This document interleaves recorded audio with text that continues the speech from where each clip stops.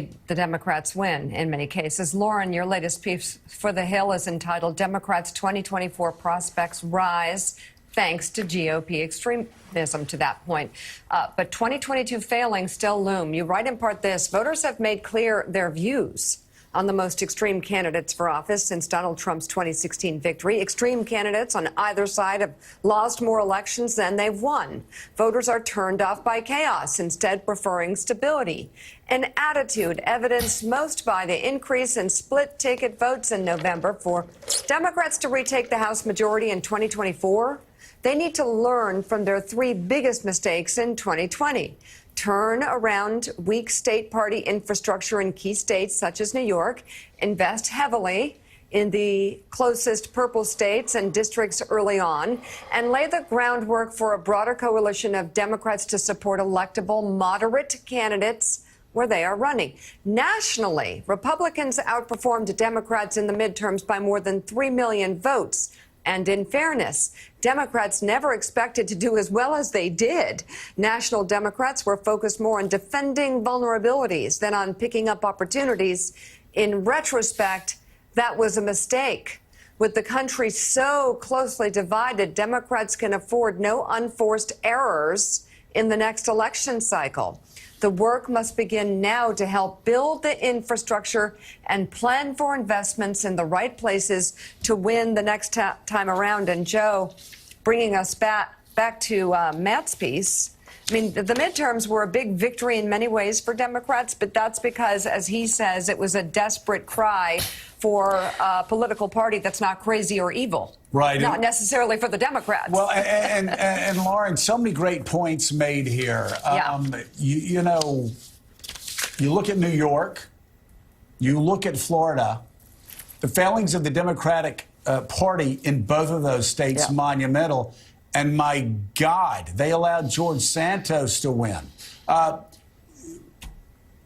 If they handled New York correctly, Hakeem Jeffries would be Speaker of the House.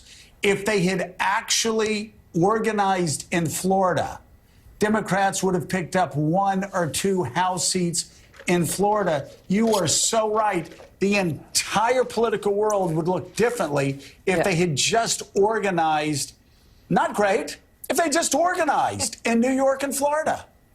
Joe, if you look at the closest 5 congressional seats in the country, the combined number of votes that separate Democrats from the majority is less than 7,000 votes.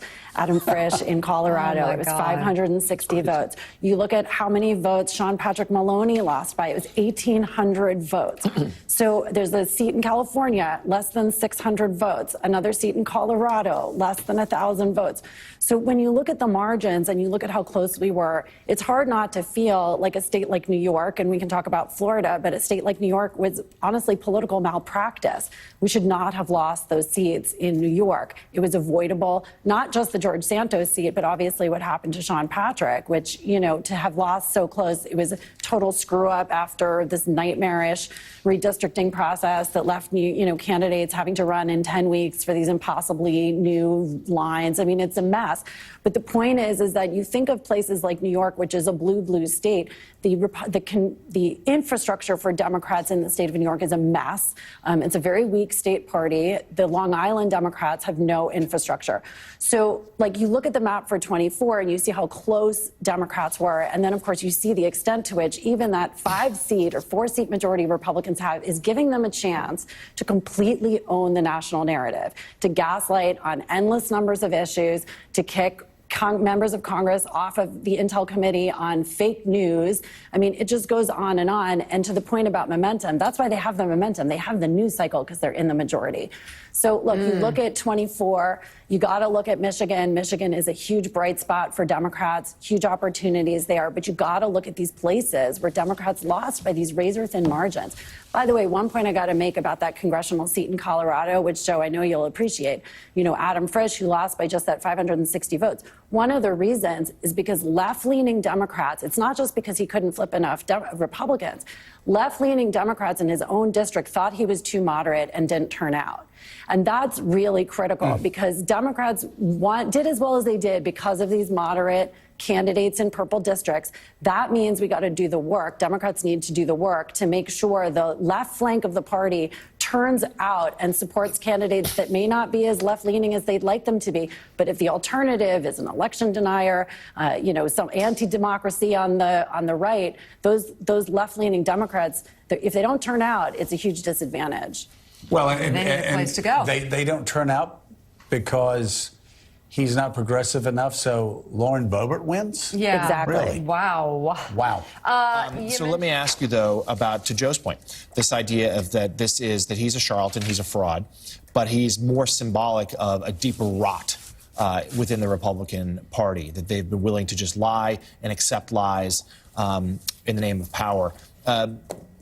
Do you see any way that is Santos, we should think, is he the bottom, or is there a chance he won't be? And this is just where the Republican Party is going. Didn't we give up on trying to call the bottom a couple of years ago? I think we may have on this show. In fact, no, look, I mean, Joe is right. The loser here is democracy, because the more we normalize these kinds of people, the more acceptable it becomes to do the otherism, the whataboutism, which is constant online, right? There are liars on the Democratic side, liars on the Republican side. They just keep hurling that over and over again. It debases the institutions. And that debasing of the institutions ultimately is part of this erosion of democracy. But Americans are smart, and we've seen this over and over again. They've been rejecting this stuff. Voters on Long Island are very upset about this guy. They're the big losers here. So, Donnie's not wrong, but, we all need to be rooting for strong institutions with good people working in them, because it's in all of our interests. All right, Lauren, senior columnist for the Daily Beast, Matt Lewis, and co-founder and CEO of All In Together, Lauren Leader. Thank you both very much for your insights this morning. And Donnie Doyle.